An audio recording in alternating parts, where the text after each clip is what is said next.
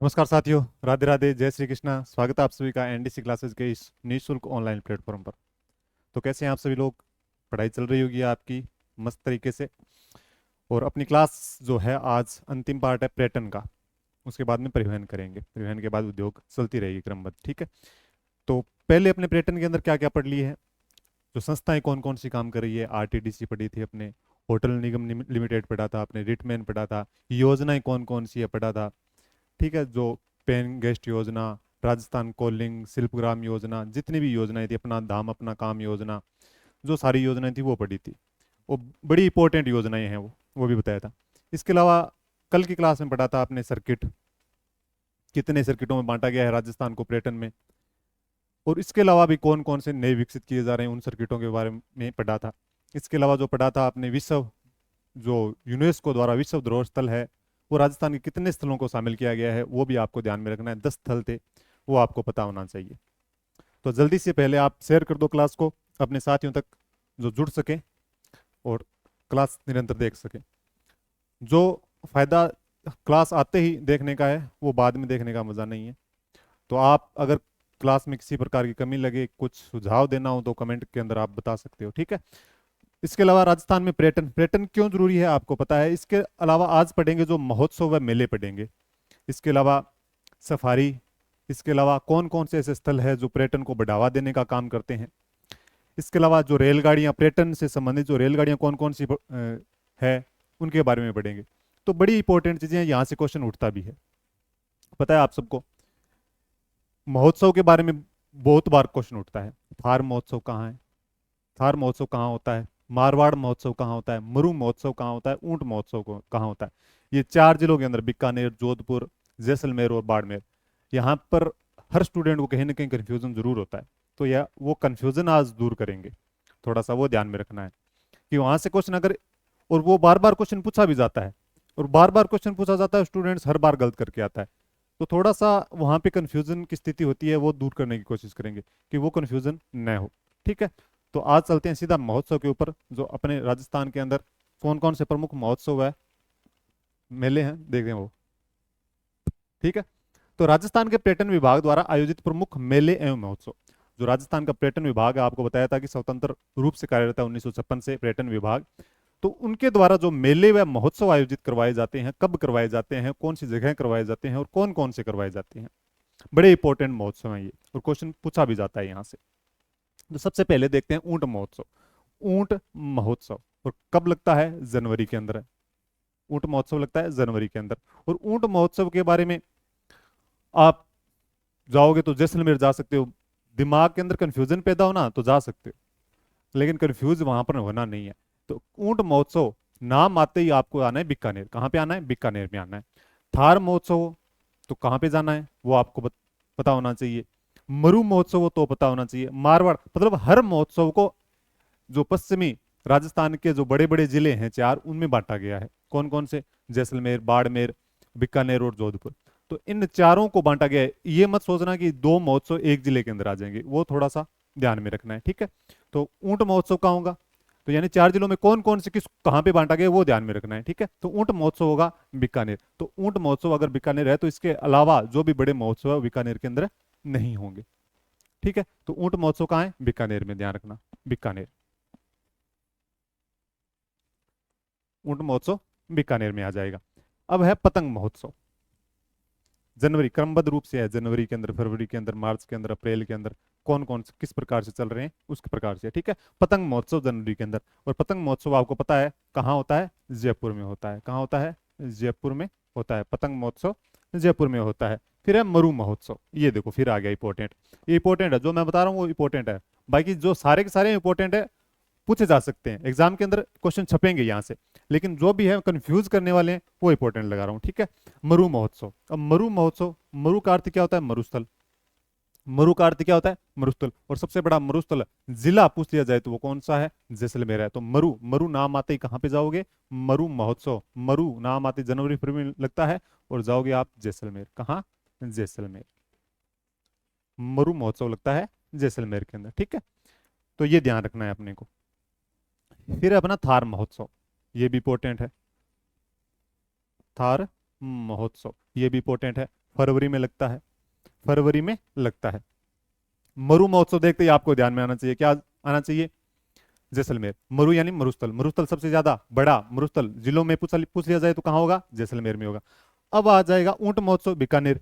थार महोत्सव, अब थार आपको फिर दिमाग में आएगा कि सर थार तो मरुस्थल ही तो है। हाँ, थार मरुस्थल है, ठीक है, लेकिन मरु, मरु का अर्थ ही मरुस्थल है, थार मरुस्थल का नाम है ये, ठीक है। तो थार महोत्सव फरवरी, ये लगता है बाड़मेर में, बाड़मेर में। अब एक और है, वो आगे आ भी जाएगा, मारवाड़ महोत्सव। कंफ्यूजन यही दूर करते हैं अपने, मारवाड़ महोत्सव। अब मारवाड़ नाम आते ही पहला नाम कौन सा आता है? जोधपुर। मारवाड़, मारवाड़ नाम आते ही पहला नाम कौन सा आएगा? जोधपुर आएगा। तो ये ध्यान रखना है, मारवाड़ महोत्सव आ जाएगा आपका जोधपुर। कौन कौन सा? ऊंट महोत्सव, मरु महोत्सव, थार महोत्सव और मारवाड़ महोत्सव। ऊंट नाम आते ही बीकानेर, मरु नाम आते ही जैसलमेर, थार, यहाँ पे सबसे ज्यादा कंफ्यूजन होता है थार के अंदर। अब थार नाम आते ही आप जैसलमेर मत चले जाना, कहाँ जाना है? बाड़मेर में जाना है। कहाँ जाना है? बाड़मेर। तो थार महोत्सव लगता है बाड़मेर में, बाड़मेर में फरवरी के अंदर, और मारवाड़ महोत्सव लगता है जोधपुर के अंदर, आगे आएगा, ठीक है। शेखावाटी महोत्सव, शेखावाटी महोत्सव फरवरी मार्च के अंदर लगता है, और ये लगता है चूरू, सीकर, झुंझुनू, तीनों जगह लगता है, और झुंझुनू,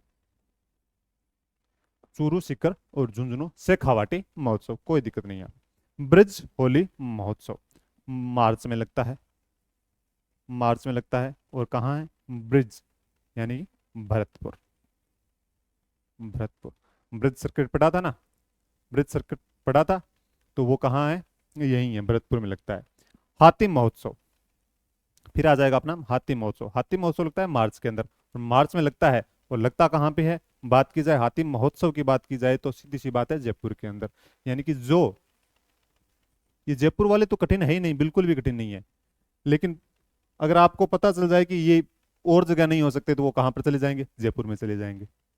जैसे पतंग महोत्सव जयपुर, ठीक है, और कहीं जयपुर नाम नहीं है, या हाथी महोत्सव जयपुर, पतंग, हाथी, यानी कि जो भी जयपुर में लगते हैं वो उनको एक तरफ लिख लेना।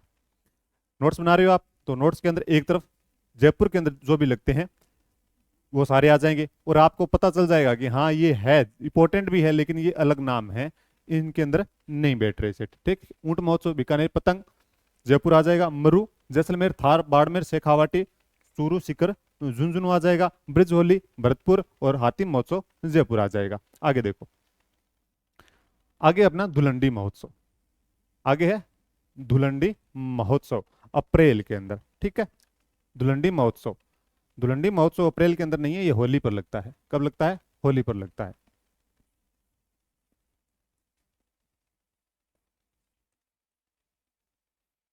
धुलंडी महोत्सव होली पर है, मार्च के अंदर, ठीक है, मार्च में है, और ये लगता है जयपुर के अंदर, ठीक है। धुलंडी महोत्सव जयपुर, कहाँ पे है? जयपुर में। फिर आ जाएगा मैंगो फेस्टिवल। कौन सा आ जाएगा? Mango festival. मैंगो फेस्टिवल कहाँ लगता है? आपको पता होना चाहिए, मैंगो फेस्टिवल है, इंपॉर्टेंट है, बहुत इंपॉर्टेंट है। मैंगो नाम आते ही आप जाओगे बांसवाड़ा। कहाँ जाओगे? बांसवाड़ा। मैंगो नाम आते ही बांसवाड़ा जाओगे, ठीक है। फिर आता है ग्रीष्म महोत्सव। ग्रीष्म महोत्सव जून, जून के अंदर है। अब दो जगह लगता है ग्रीष्म महोत्सव, कितनी जगह लगता है? दो जगह। कौन कौन सी? जयपुर, एक तो जयपुर गर्मी होती है, और एक गर्मी से बचाव वाली जगह कौन सी है? Mount Abu, mount Abu. तो ग्रीष्म महोत्सव के बारे में पूछ लिया जाए तो जयपुर व माउंट आबू आ जाएगा। फिर है तीज उत्सव, तीज, एक है कजली तीज, एक है तीज। अब तीज कब लगता है? श्रावण शुक्ल तृतीया, श्रावण शुक्ल तृतीया यानी जुलाई के अंदर, ये भी जयपुर में है। और फिर है कजली तीज मेला, कजली तीज मेला भाद्रपद शुक्ल कृष्ण तृतीया। यानी कि ये देखो, तीज और कजली तीज, इन दोनों में फर्क क्या है वो देखो, कि तीज उत्सव लगता है श्रावण शुक्ल तृतीया को, और कजली तीज लगता है भाद्रपद कृष्ण तृतीया को। ये लगता है बूंदी के अंदर, बूंदी के अंदर। कब लगता है? बूंदी के अंदर लगता है। 15 दिन का फर्क है इनके अंदर। तीज उत्सव श्रावण शुक्ल तृतीया जुलाई के अंदर, और कजली तीज भाद्रपद कृष्ण तृतीया। एक शुक्ल है, एक कृष्ण है, एक श्रावण है, एक भाद्रपद है, ठीक है। श्रावण भाद्रपद यानी कि श्रावण भादवो, जो भी बारिश के महीने होते हैं उस टाइम, यानी कि जिस टाइम मानसून अपने चरम पर होता है उस वक्त। ठीक है, कि श्रावण और भाद्रपद, श्रावण भादवो, शुक्ल तृतीया और कृष्ण तृतीया। आ जाएगा समझ में। तीज, केवल तीज नाम आते ही जयपुर जाओगे। और कजली तीज आते ही, कजली तीज कहाँ की फेमस है तो आपको पता होना चाहिए, कहाँ की है, बूंदी की है, तो बूंदी आ जाएगा। फिर अपना आ गया देखो मारवाड़ महोत्सव। अब मारवाड़ महोत्सव वो कौन सा है, अक्टूबर के अंदर लगता है, और लगता कहाँ पे है, जोधपुर के अंदर, बताया था अभी। कंफ्यूजन नहीं होगा अब, नहीं होगा। मारवाड़, मारवाड़ नाम आते ही जोधपुरी जाओगे, और कहाँ जाओगे, मरु नाम आते ही कहाँ जाओगे, मरु यानी मरुस्थल, मरुस्थल नाम आते ही कहाँ जाओगे, जैसलमेर जाओगे। थार, थार नाम आते ही जैसलमेर नहीं जाना है, कहाँ जाना है, बाड़मेर जाना है। ऊंट नाम आते ही कहाँ जाओगे, बीकानेर जाओगे। मीरा महोत्सव, अब मीरा महोत्सव लगता है अक्टूबर में, और लगता है चित्तौड़ के अंदर। कहाँ लगता है, चित्तौड़ के अंदर लगता है। फिर है दशहरा, दशहरा उत्सव नवंबर के अंदर कोटा के अंदर लगता है। दशहरा कहाँ का फेमस है, कोटा का फेमस है। शरद महोत्सव, अब शरद महोत्सव कब का है, कब का है, दिसंबर का है, और कहाँ लगता है, दिसंबर में लगता है। सर्दी कहाँ पड़ती है, कब पड़ती है, सर्दी दिसंबर में पड़ती है सबसे ज्यादा, दिसंबर जनवरी के अंदर, तो दिसंबर में आ जाएगा। और कहाँ पे, माउंट आबू। और सबसे ठंडा स्थान जो कौन सा है, माउंट आबू है, तो माउंट आबू में कोई दिक्कत नहीं है। ठीक है, दो चार शायद बीच में छूट गए लेकिन वो करवा दूंगा मैं। धुलंडी महोत्सव जयपुर में लगता है। मैंगो फेस्टिवल बांसवाड़ा में है। ग्रीष्म जयपुर में, माउंट आबू। ये इंपॉर्टेंट है क्योंकि ये दो जगह लगता है। कहाँ कहाँ पे लगता है, एक तो जयपुर और एक माउंट आबू, यानी कि एक राजधानी और एक सबसे ठंडी जगह है, जहां यानी कि गर्मियों के अंदर भी ठंडी जगह कौन सी है, माउंट आबू। इस कारण से तीज, तीज कहाँ की फेमस है, जयपुर की है। और कजली तीज कहाँ की फेमस है, बूंदी की है, कोई दिक्कत नहीं है। मारवाड़, मारवाड़ नाम आते ही कहाँ जाओगे, जोधपुर में जाओगे। फिर कौन सा है, मीरा महोत्सव चित्तौड़, दशहरा कोटा, और शरद महोत्सव माउंट आबू। ये चीजें हो गई। ठीक है, एक है मेवाड़ महोत्सव। मेवाड़ महोत्सव कहाँ लगता है बताओ, मेवाड़ महोत्सव कहाँ लगता है, उदयपुर में। मेवाड़ महोत्सव उदयपुर कहाँ लगता है, उदयपुर में लगता है। मेवाड़ महोत्सव कब लगता है, अप्रैल के अंदर लगता है, अप्रैल के अंदर।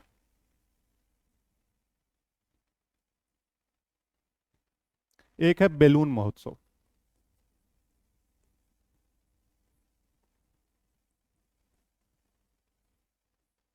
बैलून महोत्सव कहाँ लगता है, बाड़मेर में।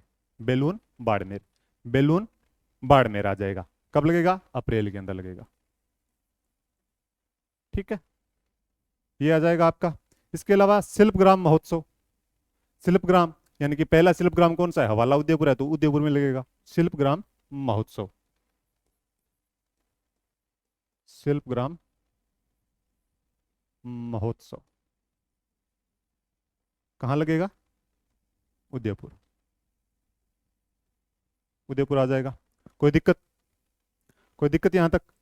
मेवाड़ उदयपुर के अंदर आ जाएगा। बैलून बाड़मेर, शिल्पग्राम महोत्सव उदयपुर आ जाएगा। ठीक है, एक है हिंडोला महोत्सव, हिंडोला महोत्सव। ये हिंडोला महोत्सव एक कृष्ण मंदिरों में लगता है, कृष्ण मंदिरों में, लिख लेना। ठीक है, कृष्ण मंदिरों में लगता है।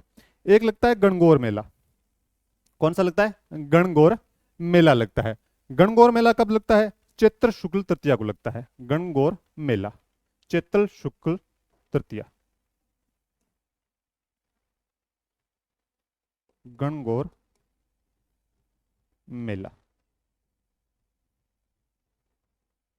चैत्र शुक्ल तृतीया कहाँ पे लगता है, तो लगता है ये जयपुर में।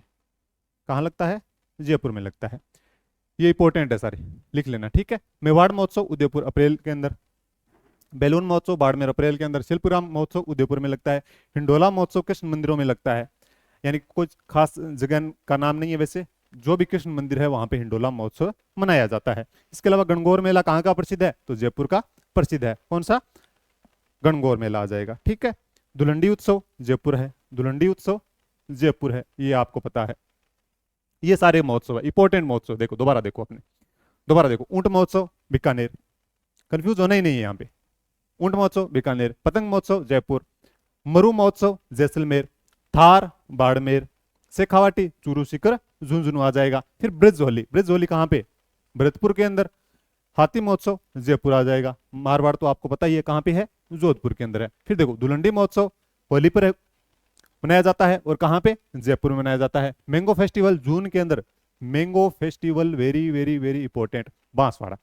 आगे देखो ग्रीष्म महोत्सव दो जगह, कहाँ कहाँ पे, जयपुर व माउंट आबू। एक तो राजधानी है वहां पे, और एक गर्मियों में सबसे ठंडी जगह कौन सी है, वहां माउंट आबू में। ठीक है। फिर तीज उत्सव, तीज उत्सव, तीज कहाँ की फेमस है, जयपुर की है। और कजली तीज कहाँ की फेमस है, बूंदी की है। और ये ध्यान रखना, श्रावण शुक्ल तृतीया और भाद्रपद कृष्ण तृतीया, श्रावण शुक्ल तृतीया और भाद्रपद कृष्ण तृतीया, ये दोनों में अंतर है थोड़ा सा, वो ध्यान रखना है। ठीक है। फिर मारवाड़ महोत्सव जोधपुर है ही। मीरा महोत्सव चित्तौड़ के अंदर, मीरा पता है आपको, चित्तौड़। दशहरा कोटा। सर्द महोत्सव, सर्दी सबसे ज्यादा कहां पड़ती है, ठंडा स्थान, सबसे ठंडा स्थान कौन सा है, माउंट आबू। तो सर्द महोत्सव कहां होगा, माउंट आबू के अंदर होगा। इसके अलावा इंपॉर्टेंट और देख लो, मेवाड़ महोत्सव अप्रैल के अंदर लगता है, उदयपुर के अंदर लगता है। बैलून महोत्सव बाड़मेर में लगता है। शिल्पग्राम महोत्सव, शिल्प पहला शिल्पग्राम कौन सा है, हवाला उदयपुर है, तो उदयपुर में लगेगा। ठीक है। हिंडोला महोत्सव कृष्ण मंदिरों के अंदर लगता है। एक है गणगौर मेला जो इंपॉर्टेंट है, कब लगता है, चैत्र शुक्ल तृतीया को लगता है। और गणगौर मेला कहां का प्रसिद्ध है, जयपुर का प्रसिद्ध है। आगे देखो, आगे अपने पर्यटन को बढ़ावा देने वाले स्थान, पर्यटन को बढ़ावा देने वाले स्थान, ये आपको चित्र भी साथ साथ में दिखाई दे रहे होंगे, आपको समझ में आ जाए, कोई दिक्कत नहीं है। वो देखो रोपवे क्या होता है, ये देखो पर्यटन को बढ़ावा देने वाले स्थान, राज्य में निम्न रोपवे संचालित है, निम्न रोपवे संचालित है। क्या होता है रोपवे, रोपवे क्या होता है, पढ़ा होगा, बहुत बार पढ़ा होगा, पता भी होगा आपको, लेकिन नहीं पता है तो क्या होता है बताओ, पहाड़ी क्षेत्र,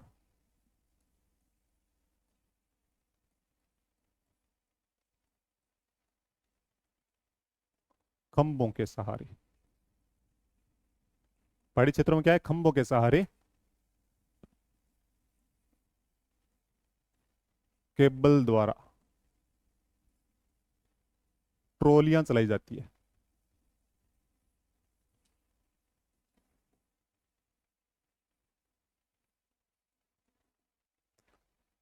पहाड़ी क्षेत्र है, एक स्थान से दूसरे स्थान पर जाने के लिए क्या किया जाता है, एक के खंभे होते हैं और खंभों के ऊपर केबल तार लगाई जाती है।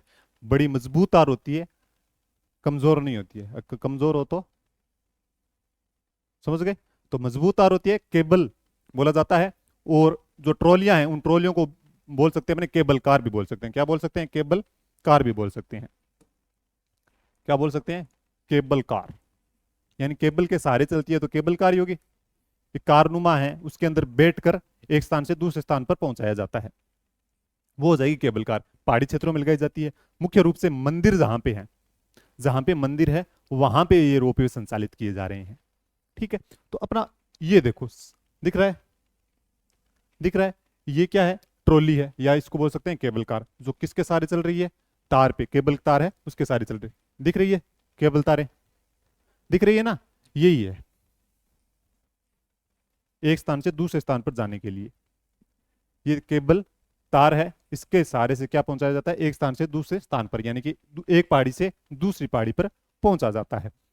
प्रथम रोपवे, अब प्रथम रोपवे कहां पे है, मोस्ट इंपॉर्टेंट कर लो इसको, बार बार पूछा जाता है और यहां से क्वेश्चन उठता है। और कब बनाया गया था, लंबाई कितनी है, कहां पे है, कौन सा मंदिर है, वो सारा है। देखो प्रथम रोपवे सुंदा माता मंदिर, इंपॉर्टेंट कर लेना, सुंदा माता मंदिर कहां पे है, जालोर में है। कहां पे है, जालोर में है। और ये क्या कर रहा है, पर्यटन को आकर्षित करने का काम करते हैं रोपवे। रोपवे क्या करते हैं, अगर रोपवे को एक बार देख लिया तो जी सबका मन करता है एक बार तो इसके अंदर बैठ के देखें, चाहे डर लगे, डर लगता है एक बार तो जरूर लगता है, लेकिन फिर भी मन तो करता है ना, कहा इसके अंदर बैठ के जरूर देखें। अगर ज्यादा ही डर लगता है, चक्कर आए, जी घबराए, तो मत बैठना। ठीक है। संचालित, अब कब से संचालित है ये पूछा जाए तो 20 दिसंबर 2006 से, 20 दिसंबर संचालित है, 20 दिसंबर 2006 से, 20 दिसंबर 2006 से क्या है ये संचालित है। तो पहला रोपवे है, तो पहले रोपवे की जो एग्जैक्ट डेट है वो याद रखनी है, 20 दिसंबर 2006 2006 से संचालित है। और लंबाई, इस रोपवे की लंबाई कितनी है, तो 800 मीटर है। 800 मीटर इस रोपवे की लंबाई है। और सबसे लंबा रोपवे भी यही है। कौन सा? सुंधा माता मंदिर रोपवे।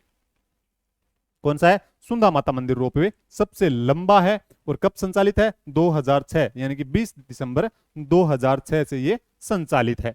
फिर देखो द्वितीय रोपवे, दूसरा रोपवे कौन सा है राजस्थान का? मनसा पूर्ण करणी माता मंदिर रोपवे उदयपुर। कहां पे है? उदयपुर के अंदर है। संचालित कब से है? जून, कब से है? 8 जून 2008।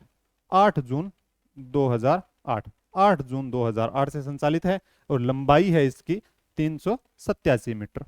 387 मीटर। क्रम पूछा जा सकता है, लंबाई है जो भी रोपवे अपने, उनकी लंबाई के क्रम पूछे जा सकते हैं कि सबसे लंबा कौन सा है, उसके बाद कौन सा है, उसके बाद कौन सा है। तो ये ध्यान रखनी है, लंबाई को अपने ध्यान में रखना है। और प्रथम रोपवे है, याद हो जाएगा कि प्रथम रोपवे सुंदा माता मंदिर है, जालोर के अंदर है। संचालित कब हुआ था? 20 दिसंबर 2006 को हुआ था। तो दूसरा, और लंबाई भी सबसे बड़ा भी है, सबसे लंबा भी है, सबसे लंबा भी है।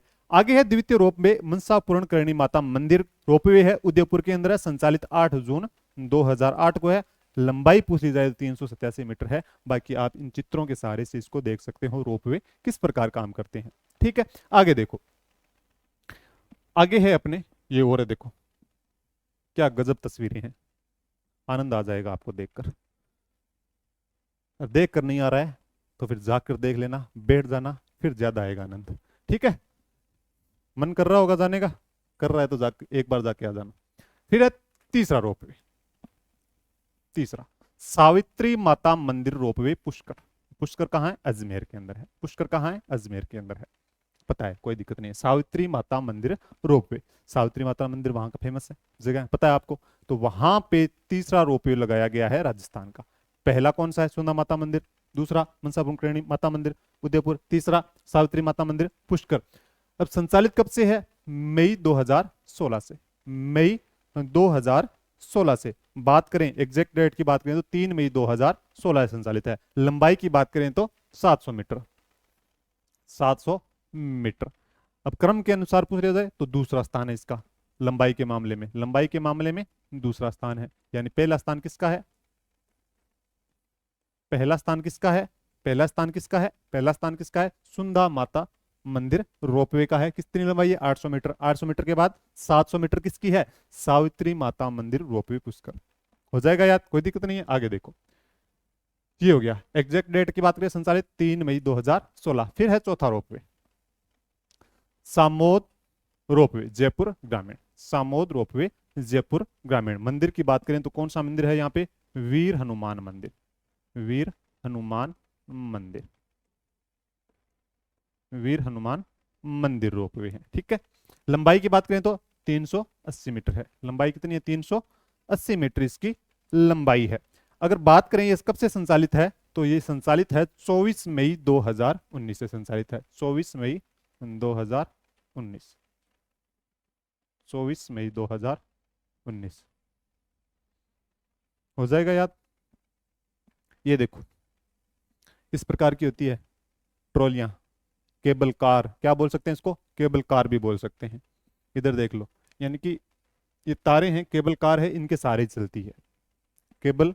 कोई सड़क नहीं है किसी प्रकार की, लटकना पड़ता है, सीधी बात है। आपको तो बैठना है लेकिन कारें लटकती है। ठीक है, तो चौथा रोपवे सामोद रोपवे, वीर हनुमान मंदिर है वहां पे। 24 मई 2019 से संचालित है।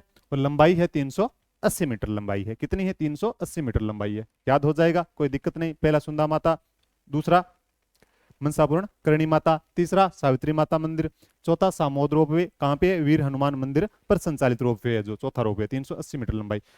सबसे लंबा रोपवे कौन सा है? सुंदा माता मंदिर। दूसरा कौन सा है? सावित्री माता मंदिर, क्रम के आधार पे। ठीक है, लंबाई के क्रम के आधार पे। आगे देखो, फिर है पांचवा रोपवे।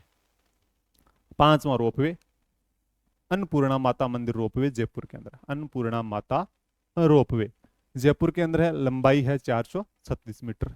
ये ध्यान रखना इसके बारे में, 436 मीटर। इसके अलावा भी कई ऐसे रोपवे हैं जहां जिनका जो प्रगति पे है, निर्माणाधीन है, वो जब बन जाएंगे तो उनके बारे में चर्चा करेंगे। अभी तक कितने रोपवे संचालित है? तो 5 रोपवे संचालित है। और कोई एक आधा और है तो बाद में बता दूंगा, कोई दिक्कत नहीं है, ठीक है। तो पांचों रोपे, कितने रोपे होंगे? 5 रोपे होंगे। इंपॉर्टेंट है, पांचों के पांचों इंपॉर्टेंट है, पांचों के पांचों इंपॉर्टेंट है। कौन सा? सुधा माता मंदिर, मनसापूर्ण, करणी माता मंदिर, सबसे लंबा 800 मीटर, ये हो जाएगा, ठीक है। जालोर के, ये स्थान भी ध्यान रखना, जालोर के अंदर मनसापूर्ण, करणी माता मंदिर उदयपुर के अंदर। फिर देखो, फिर है सावित्री माता मंदिर, क्रम के मामले में दूसरा है, लंबाई के मामले में, ठीक है। 3 मई 2016, 700 मीटर है लंबा। फिर सामोद रोपवे, यानी कहाँ पे है? वीर हनुमान मंदिर पर संचालित है, 380 मीटर है, 24 मई 2019 को संचालित है। फिर है अपना पांचों रोपवे अन्नपूर्णा माता रोपवे, कहाँ पे है? जयपुर में, 436 मीटर लंबा है, ठीक है। आगे देखो, अपने आगे क्या आगे है, जो पर्यटन को बढ़ावा देने वाले स्थान है वो रोपवे तो हो गए। अब रोपवे के अलावा और कौन कौन से हैं वो देखो। महाराणा प्रताप विजय स्तंभ, इंपॉर्टेंट कर लेना, महाराणा प्रताप से संबंधित जितनी भी चीजें हैं इंपॉर्टेंट कर लेना। महाराणा प्रताप विजय स्तंभ दिवेर, कहां पे है? राजसमंद, राजसमंद। ये क्या है? महाराणा प्रताप विजय स्तंभ दिवेर, यानी कि ये भी पर्यटन को बढ़ावा देने वाले प्रमुख स्थान है, उनमें शामिल है। अगर पूछ ली जाए कि महाराणा प्रताप की प्रतिमा कहाँ लगी है, महाराणा प्रताप की प्रतिमा प्रतिमा कहाँ है? गोगुंदा में है। कहाँ पे है? गोगुंदा में है, ठीक है। अगर पूछा जाए महाराणा प्रताप संग्रहालय, महाराणा प्रताप संग्रहालय यहां लिख देता हूं, महाराणा प्रताप संग्रहालय कहां पे है बताओ? हल्दी घाटी, हल्दी घाटी कहां पे है? राजसमंद, ठीक है। फिर है महाराणा प्रताप विजय स्तंभ आ गया, दिवेर राजसमंद विजय स्तंभ, इंपॉर्टेंट है ये, ध्यान रखना। प्रतिमा पूछ ली जाए तो गोगुंदा, संग्रहालय पूछ लिया जाए तो हल्दी घाटी राजसमंद आ जाएगा। फिर देखो पुष्कर, पुष्कर को क्या कहा जाता है? टेम्पल टाउन, टेम्पल टाउन किसने दर्जा दिया? राजस्थान, राजस्थान सरकार ने दर्जा दिया। किसका दर्जा दिया? टेम्पल टाउन का दर्जा। किसको दिया? पुष्कर को दिया। क्यों दिया? क्योंकि मंदिरों की अधिकता है, सीधी सी बात है। टेम्पल टाउन, मंदिरों की अधिकता के कारण इसको क्या कहा जाता है? टेम्पल टाउन कहा जाता है। किसको कहा जाता है? पुष्कर को कहा जाता है। आगे देखो, आगे है eco tourism bird park, eco tourism bird park कहां पे है? गुलाब बाग, गुलाब बाग उदयपुर।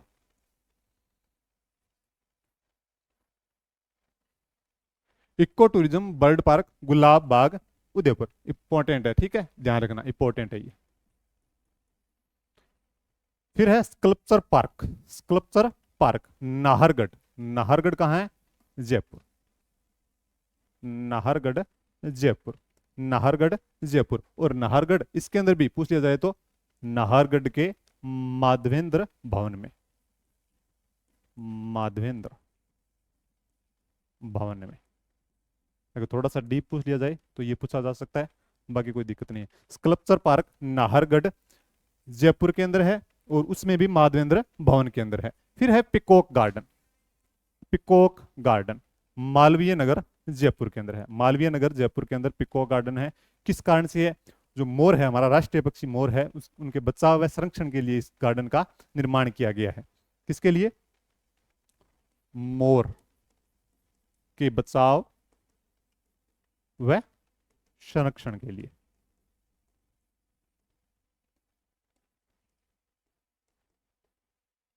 इस गार्डन का निर्माण किया गया है। इस गार्डन के निर्माण यानी कि इसका उद्घाटन किसने किया था, लोकार्पण किसने किया था पूछ लिया जाए तो किसने किया था? वसुंधरा राजे ने किया था। कोई दिक्कत नहीं। आगे देखो, heritage river front, heritage river front Kota, important है ये। Heritage river front Kota important है, इंपॉर्टेंट है। हेरिटेज रिवर फ्रंट कोटा में 6 लेन का है ये,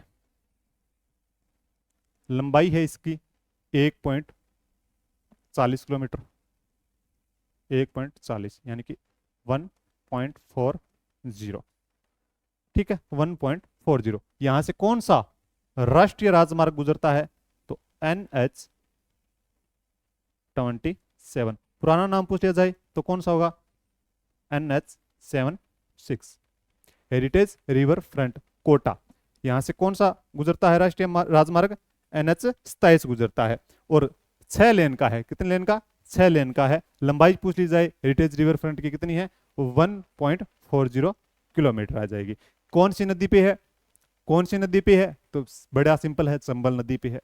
और ये राजस्थान का प्रथम हेरिटेज है, प्रथम हेरिटेज रिवर फ्रंट है और भारत का चौथा हेरिटेज रिवर फ्रंट है। ये भी बताया जब नदियां करवाई थी, करवाया था चंबल नदी में। ठीक है, ध्यान रखना।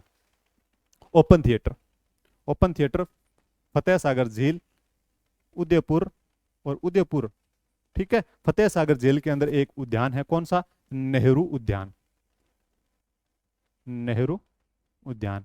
और वहां पर क्या है? ये स्थापित किया गया है ओपन थिएटर। ठीक है, कौन सा? Open theatre. आगे देखो, खेजड़ली शहीद स्मारक, खेजड़ली शहीद स्मारक, खेजड़ली गांव, जोधपुर ग्रामीण। पहले जोधपुर में था लेकिन अब कहां पे आ गया है? जोधपुर ग्रामीण में आ गया है। क्यों बनाया गया है पता है आपको? अमृता देवी बिश्नोई के नेतृत्व में 363 बिश्नोई समाज के लोगों ने क्या दिया था? अपना समर्पण किया था, यानी कि यहाँ वहां पे अपना शहीद हुए थे, बचाव, वृक्षों के बचाव के लिए क्या हुए थे? शहीद हो गए थे। तो खेजड़ली शहीद स्मारक, खेजड़ली गांव, जोधपुर ग्रामीण के अंदर, वहां पे पत्थर लगेंगे, एक वर्ताकार, क्या वर्ताकार पार्क लगेगा। उन वर्ताकार पार्क के साइड में क्या लगेंगे? पत्थर लगेंगे। पत्थरों के पैनल पर, पत्थरों के पैनल पर शहीदों के नाम लिखे जाएंगे, नाम लिखे जाएंगे। और कितने शहीदों के? 363 शहीदों के, अमृता देवी बिश्नोई के नेतृत्व में। ठीक है, जो बलिदान दिया था। खिजरली शहीद स्मारक याद है सबको? कोई दिक्कत नहीं है।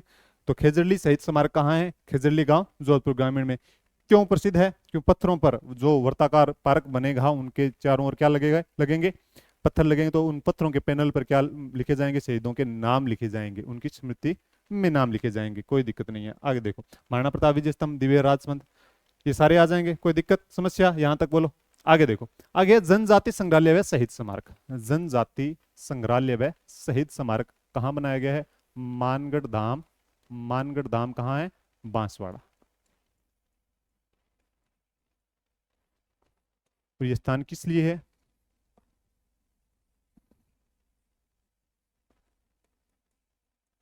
आदिम जनजाति के सरदा का केंद्र है ये। आदिम जनजाति की श्रद्धा का केंद्र है। कौन सा? जनजाति संग्रहालय व शहीद स्मारक, मानगढ़ धाम है। जो मानगढ़ धाम है वो है आदिम जनजाति की श्रद्धा केंद्र है। वहां पे क्या बनाया जाएगा? क्या बनाया है? जनजाति संग्रहालय व शहीद स्मारक बनाया जा रहा है। ठीक है, विवेकानंद संग्रहालय, अब ये राजस्थान का पहला विवेकानंद संग्रहालय है जो खेतड़ी के अंदर है। और खेतड़ी कहाँ है? नीम का थाना, नीम का थाना, नीम का थाना। ये हो गई बात। इसके अलावा बात की जाए मीरा संग्रहालय, मीरा संग्रहालय।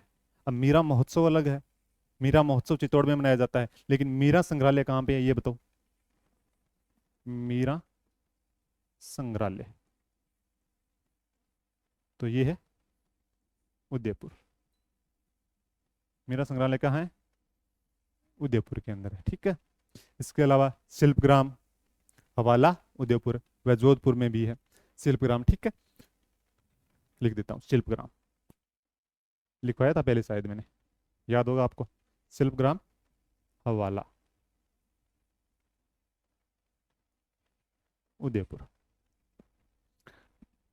विवेकानंद संग्रहालय राजस्थान का पहला विवेकानंद संग्रहालय है ये। कौन सा है? खेतड़ी के अंदर है, नीम का थाना। खेतड़ी पहले झुंझुनू में था लेकिन अब नीम का थाना में आ गया है। मीरा संग्रहालय उदयपुर के अंदर है, कोई दिक्कत नहीं है। शिल्पग्राम, हवाला उदयपुर में है, कोई दिक्कत समस्या? मानगढ़ धाम जनजाति संग्रहालय शहीद स्मारक बना है वहां पे। और क्या है? आदिम जनजाति के श्रद्धा भाव का केंद्र है। कौन सा धाम? मानगढ़ धाम है जो। ठीक है, ये हो गया आपका। जो भी अपने पर्यटन को बढ़ावा देने वाले प्रमुख स्थान है वो कौन कौन से? यहाँ पे लोग आते हैं, पर्यटन को बढ़ावा होता है। ठीक है, आगे देखो, आगे अपने शाही रेलगाड़ियां। अब रेलगाड़ियों क्या काम करती है पर्यटन को बढ़ावा देने के अंदर? बड़ी इंपॉर्टेंट चीजें हैं ये। अब यहां से क्वेश्चन बहुत बार उठता है और पूछा जाता है कि शाही रेलगाड़ियां क्या काम करती है पर्यटन को बढ़ावा देने के लिए, किस प्रकार ये, यानी कि शाही रेलगाड़ियां, अब ये है इंपॉर्टेंट, ये देखो, पैलेस ऑन व्हील्स ये रेलगाड़ी का नाम है, पैलेस ऑन व्हील्स। अब इसका संचालन कब से किया जा रहा है पूछ लिया जाए तो संचालन किया जा रहा है आपका 26 जनवरी 1982 से। स्लोगन क्या है? One week in Wonderland. इसमें कुल 7 दिन की यात्रा होती है। अब देखो इस चीज को, राजसी शाही बाट ठाट बाट की वाली रेलगाड़ी है ये, लिख देता हूं, राजसी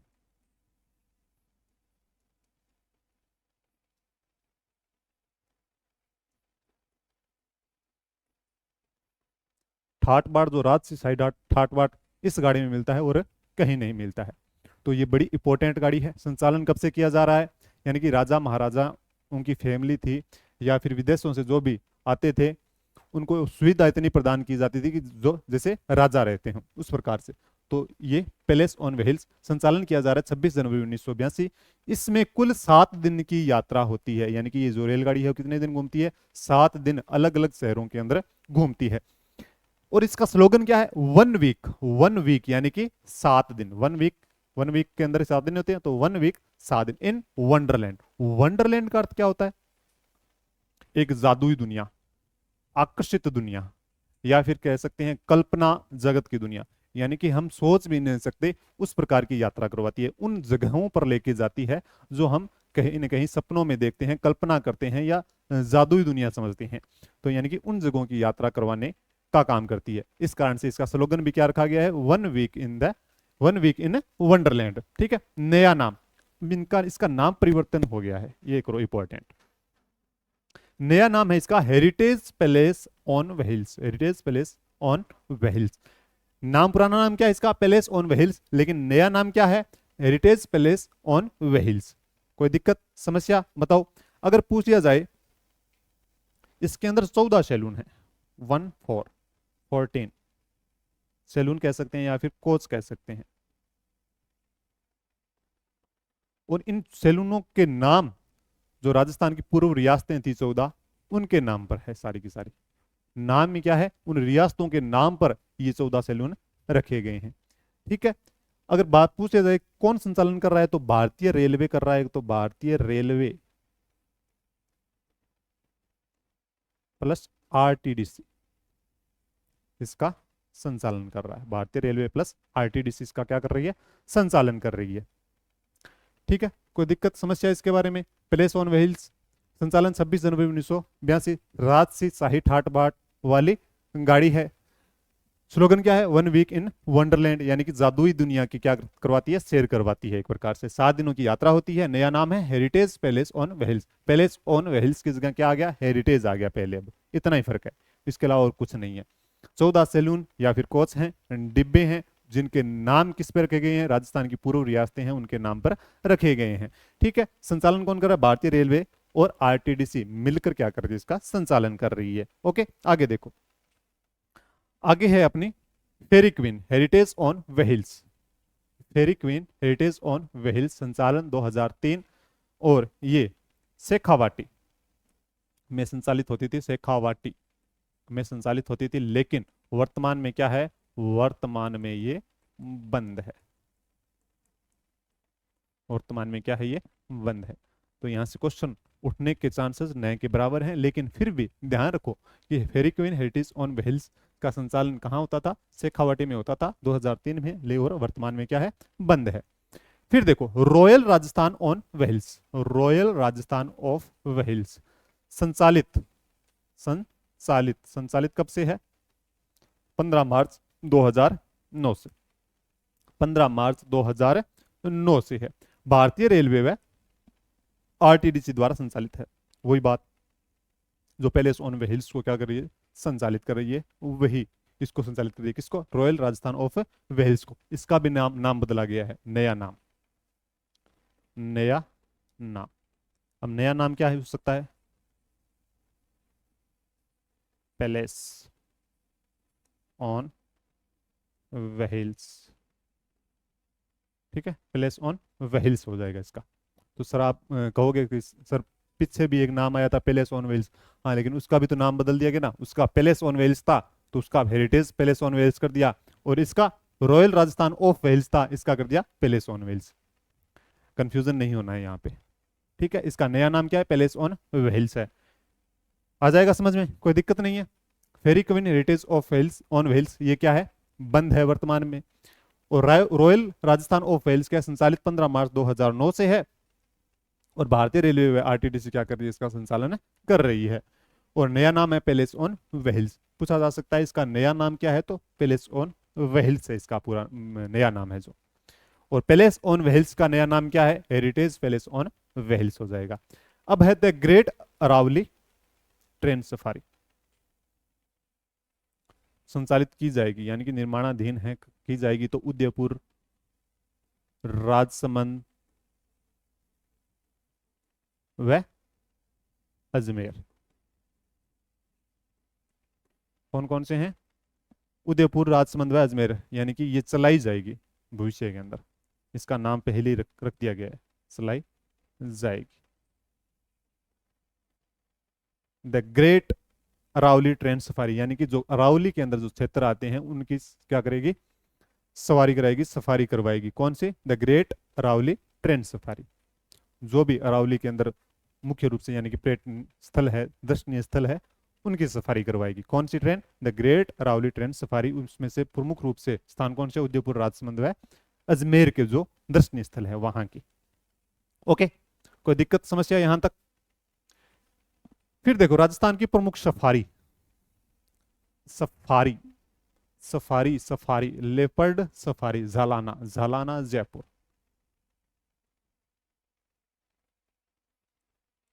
झालाना जयपुर।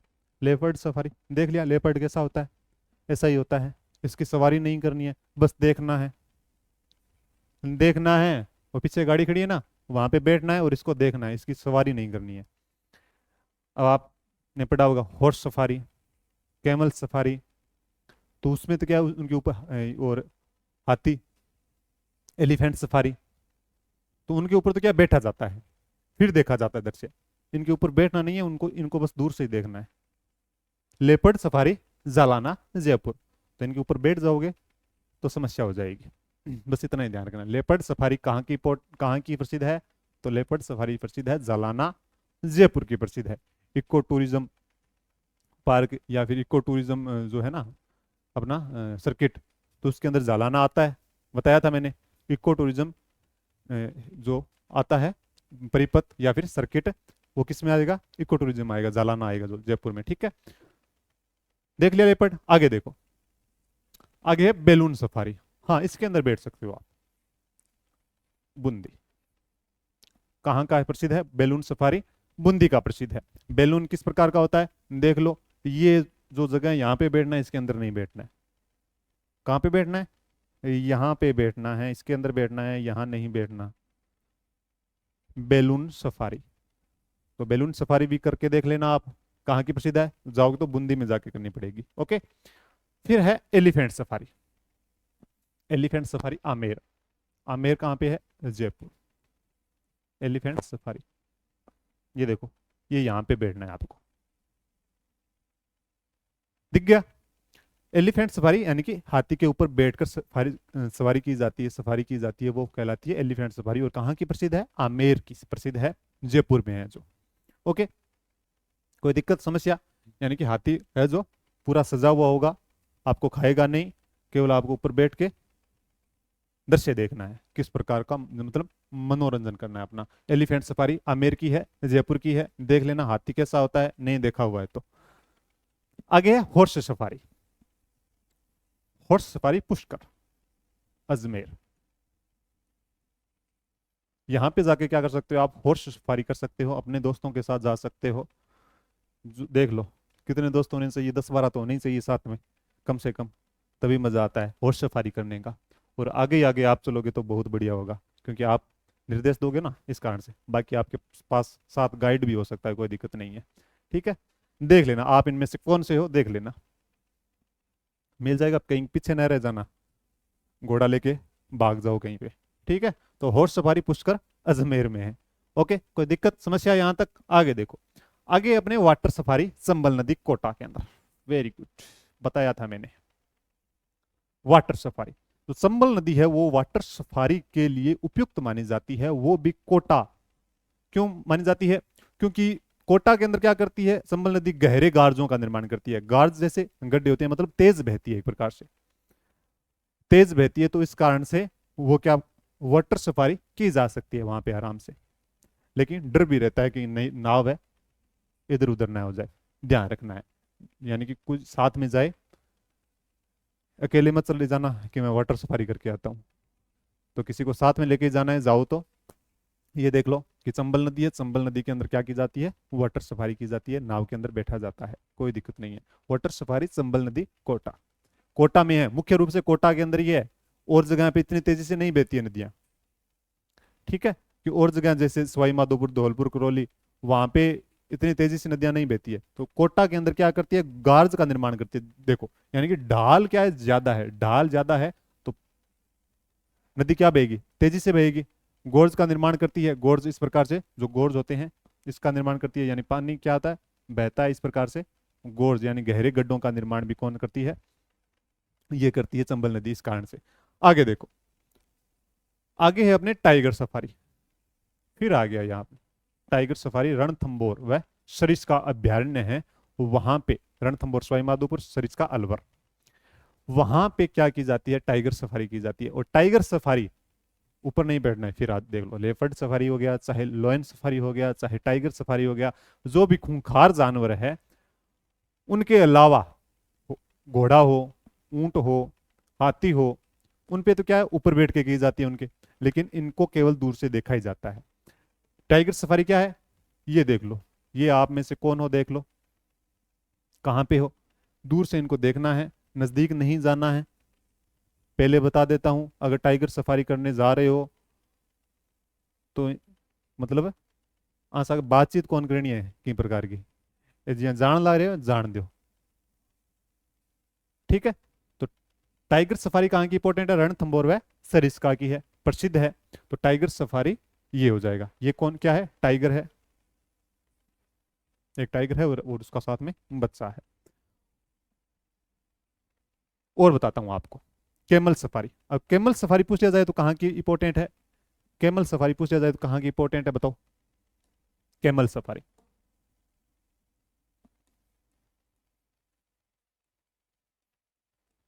कैमल सफारी कहाँ की है, जहां दौरे होंगे, समगांव। समगांव कहाँ है, जैसलमेर, समगांव जैसलमेर।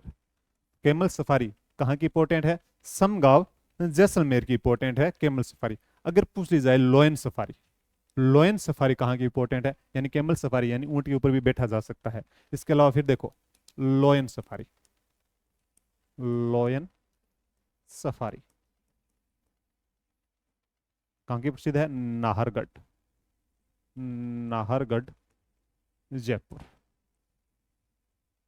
नाहरगढ़ जयपुर, यानी कि इसके ऊपर नहीं बैठा जाता, इनको केवल दूर से ही देखा जाता है। अभ्यारण्य है, वहां पे गाड़ी लेके जाया जाता है, और सुरक्षित गाड़ी होती है जिस पर कोई हमला न कर सके, इस प्रकार की। तो वहां जाया जाता है, केवल इनको देखा जाता है। ये जो भी प्रक्रिया करते हैं इनको करने दी जाती है, इनको किसी प्रकार की इनके साथ छेड़छाड़ नहीं की जाती है, ठीक है। ये हो जाएगा राजस्थान की प्रमुख सफारियां कौन कौन सी है, देखो दोबारा देखो अपने। लेपर्ड सफारी जालाना, जयपुर की प्रसिद्ध है, लेपर्ड देख लो आप कैसा होता है। बैलून सफारी बूंदी की प्रसिद्ध है, बैलून देख लो किस प्रकार का होता है और कहाँ बैठना है। और एलिफेंट सफारी आमेर की प्रसिद्ध है, जयपुर के अंदर है जो एलिफेंट है, ठीक है। हॉर्स सफारी पुष्कर की प्रसिद्ध है। फिर आ जाएगा अपना वाटर सफारी, चंबल नदी कोटा की प्रसिद्ध है। और टाइगर सफारी रणथंबोर वह सरिस्का अभ्यारण्य है, वहां की प्रसिद्ध है। और कैमल सफारी समगांव, और लोयन सफारी कहाँ की है, नाहरगढ़ जयपुर की प्रसिद्ध है। ये हो जाएंगे आपके जो भी पर्यटन, जो आपका पूरा कंप्लीट हो जाएगा। और नेक्स्ट क्लास अपनी कौन सी होगी, परिवहन की क्लास होगी। तो परिवहन के अंदर जो सड़क परिवहन, वायु परिवहन, जल परिवहन, और कौन कौन कौन से आते हैं, रेल परिवहन, पाइपलाइन परिवहन, जो भी राजस्थान के अंदर अपने लगते हैं वो सारे क्या जाएंगे। तो ये अपनी क्लास कंप्लीट हो चुकी है। और पर्यटन के अंदर इतना ही टॉपिक है, और नेक्स्ट क्लास अपनी जो एमसीक्यू की होगी, प्रश्नोत्तरों की होगी, ठीक है। तो इसके अलावा पीपीटी आपको मिल जाएगी, पीपीटी आपको साथ साथ में दी जा रही है, जो नोट्स भी आप साथ साथ में बनाते चलोगे। तो मैप आपको पता है साथ में होना चाहिए, मैंने बताया था कि अगर जो जिले आपको पता होना चाहिए कि कौन कौन सा जिला कहाँ से है। और टेलीग्राम चैनल है अपना, वहाँ से ज्वाइन कर लेना, और यूट्यूब चैनल है, नए हो तो सब्सक्राइब भी कर लेना। और हिंदी पॉइंट एप्लीकेशन जहाँ से आप अपनी तैयारी को और मजबूत बना सकते हो, तो वो डाउनलोड कर लेना। और टेस्ट सीरीज आप वहाँ पे आपको एक दो टेस्ट देख लेना, फ्री भी मिले हुए होंगे, तो आप उसकी किस प्रकार के टेस्ट हैं, किस प्रकार के क्वेश्चन हैं, वो आंकलन वहाँ से आप कर सकते हो। तो कैसी लगी क्लास? अच्छी पसंद आई है तो लाइक करना है, कमेंट करना है और शेयर भी करना है। और आप सभी का बहुत बहुत धन्यवाद, आभार। पढ़ते रहिए, मस्त रहिए, व्यस्त रहिए। जय हिंद, जय भारत।